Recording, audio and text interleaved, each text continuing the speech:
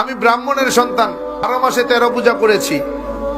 33 কোটি দেবদেবী তুলসীর গাছের তলায়, আরো আছে 64 কোটি ভগবান। আমি 21 বছর গবেষণা করে বেদ, পুরাণ, রামায়ণ, মহাভারত, জেন্দাবেস্তা, স্মৃতি শ্রুতি, মনুসংহিতা, শ্রীমৎ ভাগবত গীতা, রাজভোগ আর কালীভোগ ছাড়াও অসংখ্য কিতাবাদির উপরে, সংস্কৃত ভাষার উপরে পাণ্ডিত্য অর্জন করে ডিগ্রি নিয়ে 44,441 খানা মন্ত্র পড়ে 30,000 মন্ত্র মুখস্থ করে দেখলাম তাদের ধর্মগ্রন্থে কোথাও নেই তার কোনো প্রমাণ। একটা প্রমাণ যদি কেউ দেখাতে পারে যে মূর্তির পূজা তাদের কোন ধর্মগ্রন্থে আছে, আমি তার গোলামি করব। একটা মন্ত্র যদি দেখাতে পারে, তাদের বেদ বলেন না আসতে প্রতিমা আসতে, আমি সৃষ্টিকর্তা ঈশ্বরের কোন প্রতিমূর্তি নাই, প্রতিচ্ছবি নাই, আকার নাই, আকৃতি নাই, আমাকে দেখা যায় না, ধরা যায় না, ছোঁয়া যায় না, আমি লাল, নীল, হলুদ নাকি সবুজ তা বুঝাও। কিন্তু এরপরেও কি তাদেরকে মানাতে পারবো? এরপরেও কি তারা ছাড়বে? কয় পাইছো কই? কয় বাপদাদাই করছে তাই। দলিল বাপদাদা, দলিল বাপদাদা, অথচ ভগবান শ্রীকৃষ্ণের দোহাই দেয়, ভগবান শ্রীকৃষ্ণের দোহাই দেয়। ভগবান শ্রীকৃষ্ণ শ্রীমৎ ভাগবত গীতার 7 নম্বর অধ্যায়ের 20 নম্বর পৃষ্ঠার মধ্যে বলেন, অন্ধত্তম প্রবিশান্তি এ অসম্ভূতি মুপাস্তে। কালকে হাসরের মাঠ যখন কায়েম হয়ে যাবে, তোমরা আমাকে ভগবান বলে ভাষায় দিবা, আমারে তোমরা জাহান্নামে নিবা।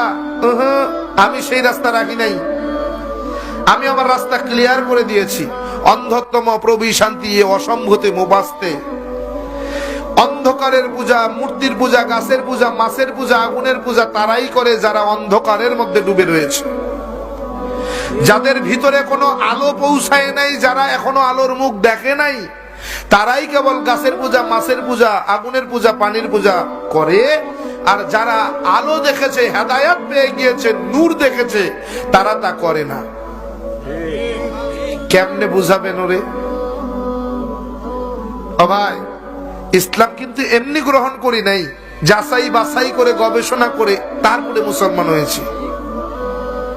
এরকম হাজার হাজার মন্ত্র বলা সম্ভব। কোরআনে হাকিমের 30 পারা 114টি সূরা, 6,666 মতান্তরে 6,238 আয়াতের সঙ্গে এই 30,000 মন্ত্রের হুবহু মিল আছে। কোরআনে হাকিমের প্রত্যেকটি আয়াতের সঙ্গে কয়েক শত মন্ত্র পাঠ করে শোনানো সম্ভব। শুধু তাই না, প্রত্যেকটা মন্ত্রের কিতাবের নাম, অধ্যায় নম্বর, পৃষ্ঠা নম্বর, শ্লোক নম্বর বলার মতো যোগ্যতা আল্লাহ তাআলা আমাকে দিয়েছেন। এমনি মুসলমান হই নাই, যাচাই বাছাই করে দেখছি পৃথিবীতে যদি কোনো শ্রেষ্ঠ ধর্ম থাকে সেটার নাম ইসলাম। সৃষ্টিকর্তা আল্লাহর পছন্দনীয় যদি কোনো জীবন বিধান থাকে সেটার নাম ইসলাম। ইন্নাদ দীনা ইনদাল্লাহিল ইসলাম। তারা বলেন ইদাং ইসলানাং ওয়াসাং ইল্লাল্লাহ। তাদের ধর্মগ্রন্থ বলে ইদাং ইসলানাং ওয়াসাং ইল্লাল্লাহ। ইদাং হলো দিন, ইসলানাং হলো ইসলাম, ওয়াসাং হলো পছন্দনীয় বা পছন্দ করা, ইল্লাল্লাহ হলো সৃষ্টিকর্তা। বোঝা গেল সৃষ্টিকর্তার পছন্দ করা ধর্মের নাম কি? ইসলাম। তাআলা কোরআনে